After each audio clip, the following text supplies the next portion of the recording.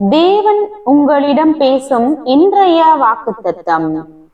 உன் தேவனாகிய கர்த்தர் உன் நடுவில் இருக்கிறார். அவர் வல்லமையுள்ளவர். அவர் ரட்சிப்பார். அவர் உன் பேரில் சந்தோஷமாய் மகிழ்ந்து தம்முடைய அன்பின் நிமித்தம் அமர்ந்திருப்பார். அவர் உன் பேரில் கம்பீரமாய் பாடி மகிழ்வார்.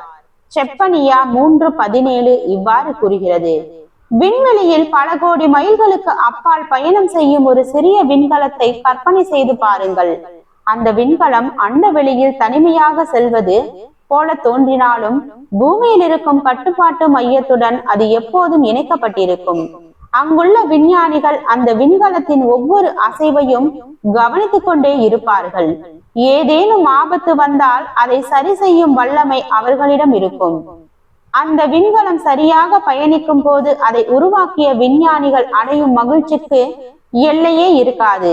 இன்று உங்கள் வாழ்க்கையிலும் நீங்கள் ஒரு பெரிய இலக்கை நோக்கி பயணிக்கும் போது நான் தனிமையாக போராடுகிறேனோ என்ற எண்ணம் வரலாம்.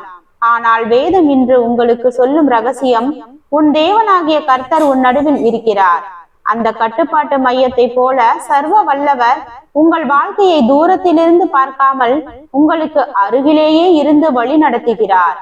நீங்கள் எடுக்கும் ஒவ்வொரு முயற்சிக்கும் உங்கள் பேரில் அவர் சந்தோஷமாய் மகிழ்ந்து உங்களை பாதுகாத்து வழி நடத்துவார்.